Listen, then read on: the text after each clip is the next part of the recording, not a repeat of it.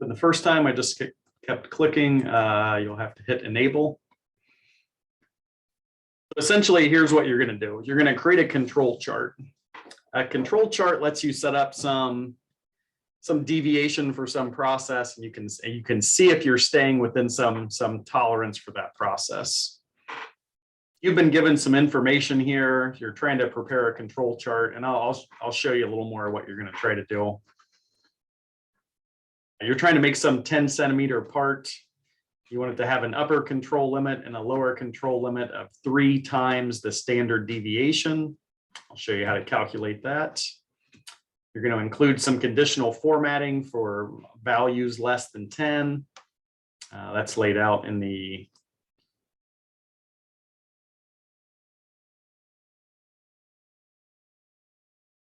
so what we'll do for the result here, that conditional formatting. So essentially you got some date, you're trying to make some 10 centimeter part. And here are the results. So on day 1, our part size was 10.10, right? We're trying to get to exactly 10, but we can't make everything exactly 10.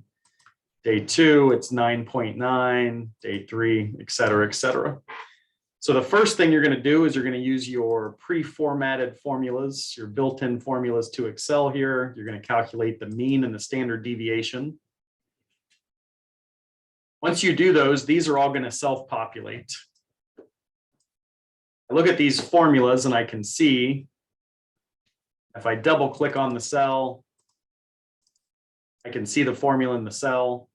I can also see it in my control bar if I just click on it, and I can see what the formula is. This is equals $D, $5. Well, here's cell D5. Well, that's the mean. So it's going to display the mean in every single one of these, right? I put a $ before the D and the 5, so I could drag it down, could drag it across, it wouldn't change. Probably didn't need the $ before the D, could have just used it before the 5. Then the upper and lower control limits, well, that's 3 times the mean.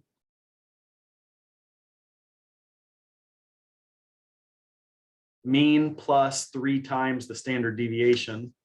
Well, D5 plus 3 times D7. Well, here's D7. So it's the mean plus 3 times the standard deviation for the upper control limit, and the mean minus 3 times the standard deviation for the lower limit. So you're going to use the result to calculate the mean and the standard deviation, and that is going to populate all these. The next thing you're going to need to do is you're going to need to recreate the control chart.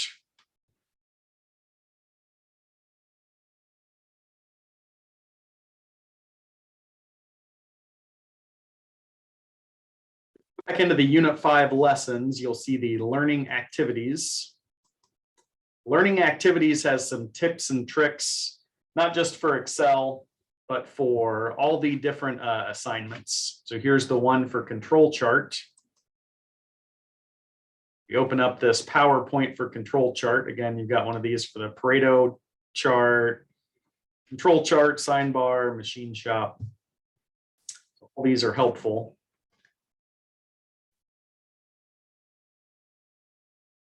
I'll let you read through this yourself. Here's what you're going to try to recreate. So on your x-axis, here's where you're going to put your date, right? 1 through 30 or whatever that ran through. And then on the y-axis, you're going to plot your mean, your upper control limit, your lower control limit, and your result. So you're going to try to get those all in one chart. You always want to make sure you have a chart title. And this is kind of a poor example because it's missing something, right? Every chart you ever create should have X, right, and Y axis labels. Because what is this telling us? Well, it's telling us like part size in centimeters. Well, what's this telling us? It's telling us the date. So without that information, it's really not telling us anything. I'm going to let you practice with this a little bit. Well, heck, I'll go ahead and show you how to do it. So for the mean, another name for mean is average. And here's how I do it. I just manually type it out, equals AV. And I get those first 2 in, I can click on these one at a time. right? Returns the average, the arithmetic mean. Once I see equals, I see some formula in that open parentheses. Well, now I can select my result. Enter. Right. I can see what the mean is. I can see what it's been populated to. This is probably too many decimal places. So I'll click on that cell. I will decrease the number. Well, that's increase. I'll decrease the number of decimal places. I do that for the entire column as well. Do it all in one shot here. Right there. You can always increase and decrease the width of your cells or the heights. I'm sorry. Heights or widths of your columns by coming over here and dragging. Right, once my cursor gets in between two cells, you'll see it changes. Right, drag it back and forth. I also need to calculate the standard deviation equals. By the time I get to ST, I see some standardized. Calculates the standard deviation based on a population. Calculates the deviation based on a sample. Doesn't matter to me which one of these you choose. A population, let's say we were trying to figure out the grades of students at Sinclair. If we were going to do a population sample, it would be every student at Sinclair. If we were just going to do a sample of those students, we would pick maybe every student that registered last year. We could pick every student whose last name begins with G, so some smaller portion of the total. I'll say that this is the total amount of parts that were produced, so that's not important. Population. Now I can see I've calculated the mean, I've calculated the standard deviation. If I click on those, I can see them up in my formula toolbar. If I double click on it, now it'll highlight what I've selected. And I can make sure I've selected the right array of data that I'm going to do my calculation with. I'll hit escape to get out of that. I can also see I've created my upper and lower control limit by populating that because those formulas were already built in. We know that $sign lets us drag formulas around so values won't change. Right, so that's why all these formulas have $signs, so that we could type it in correctly once in the first cell here, and then we could drag it down and populate the rest. Now we need to, well, we can do include conditional formatting for all values less than 10. I can highlight these cells. I can go into, I need to find my conditional formatting. I don't know where that is. Go up here into my search, conditional formatting. Highlight cell rules. Do all values less than 10. So value here at 10. It'll highlight all those values for me. I believe that's in the data.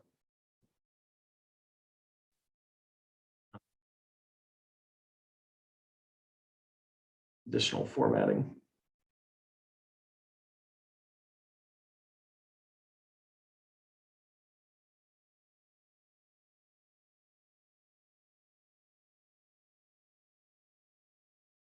Oh, I'm not sure where it is. I'm pretty sure it's here in data. I just am hopping over it. You can search through that when you get a chance. You'll have no problem. I'm sure you'll have no problem finding if you put a little time and effort into it. It's in the home. Oh, okay. It's in the home tab. Here's conditional formatting. I could have just selected it from there. Now, one thing you'll notice is that here's this value at 10. You know, we specifically set our conditional formatting to pull out values less than 10. Well, here's one equal to 10 and it's highlighted. So why did that get highlighted? So if we expand the number of decimals, and once you set the number of decimals, Excel will round that last value to give you a number. But Excel always sees the full value of the number. So that's why I highlighted that value. You can leave it like this. You can change it back. Doesn't matter. Now we're going to work on building our chart. Lots of different ways to do this. I'm just gonna give you the sort of foolproof method in my opinion. I'm gonna go to insert, choose a type of chart. Start out here with a line chart. We can always change this after we move. I'm just going to put in a blank chart. I already had this highlighted, so I put in that data. If you have anything highlighted to start with, it'll just select that data automatically. I'll start without anything highlighted. I'll go to insert, and I'm just going to put in a blank line chart.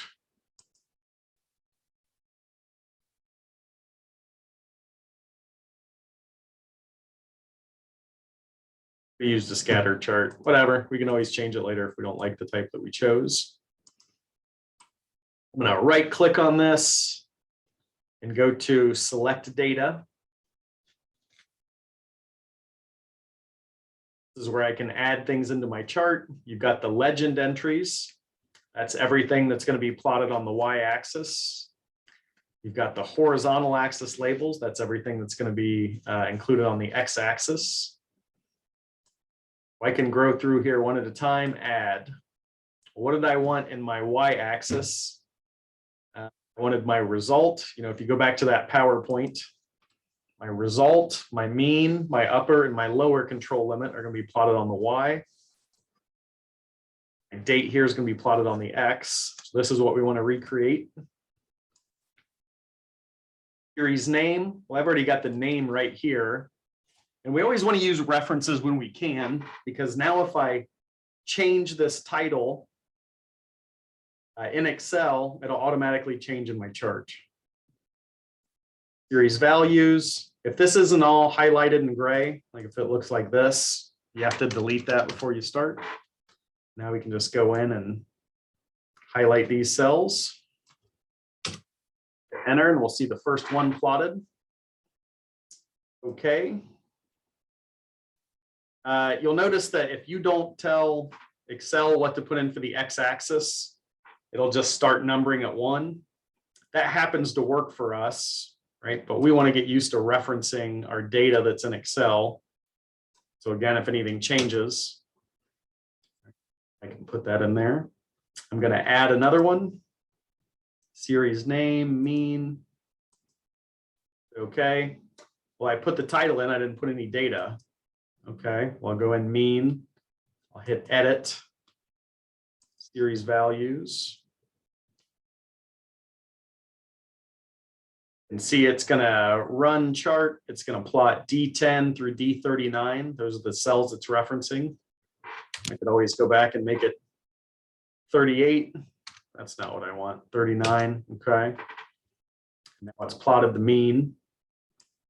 What this is showing me is, well, it's showing me my results relative to the mean, like how far away from the mean am I getting? Other one, series name, upper control limit, data in there. Okay. Add one more, lower control limit.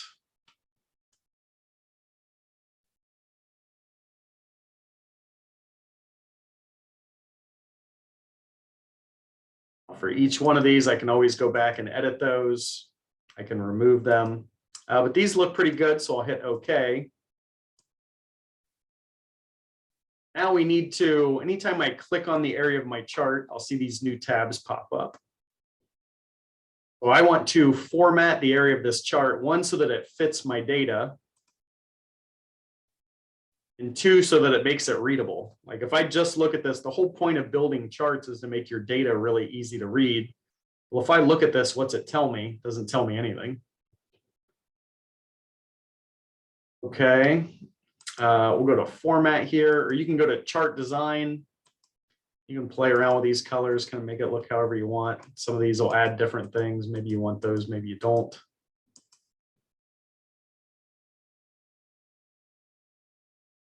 And add your chart elements. So I want to put in, you always need axis titles. Primary horizontal, primary vertical. just need a chart title. I've got my axis titles and my chart title.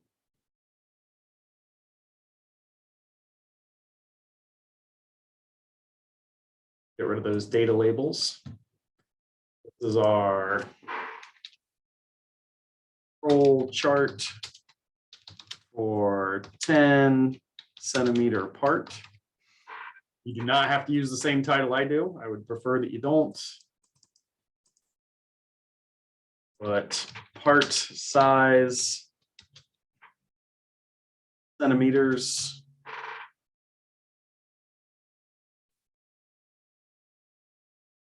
Really small, so I'm going to make that font a little bigger.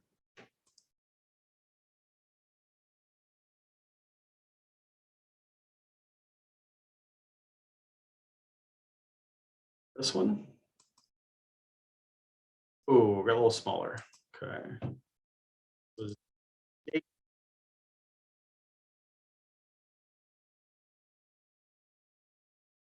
No, I should match what I have on my x-axis or y-axis, but change the size here a little bit. Drag these and move them around where you want. That looks pretty good. So this is a pretty well formatted chart. The last thing I would say is you got this empty space down here you're not using. You can right click here. We'll format that axis. I can see that the minimum number is 9.75, right? 9.75. Maximum is 10.15, 10.15. I've got all this empty space down here. All right, well, let's make this 10.85. Oh, it fits a little better. I've got a little less empty space here. Change my tick mark units, like I've got 0.5 between 0.05 between each one of these. I could change that. I'm just going to leave it like it is. X-axis fits the data pretty well. You know, if it went beyond 30, you could change that as well. Format axis. Tick marks, labels, format our number values. But this one looks pretty good. We don't really need to mess with it. But we could change it if we wanted to. It's because it's automated. That's it. That's your control chart. Every chart you submit, chart title, X and Y axis label, and your axes should fit your data. So we've learned to use some pre-formatted formulas. We've used some conditional formatting, and now we know how to make a proper chart. So this is what I always advise. Walk through it. You've watched me do it here in the video. You've walked through it once. Great. Now that you've created this once, close it down, open up the assignment, and try to walk through it without the video and see if you can recreate this. If you have, then you're starting to get the hang of these lessons and you're on your way forward. So let me know if you have any questions, and I'll offer any feedback or give any further instruction that anyone requests. Take care.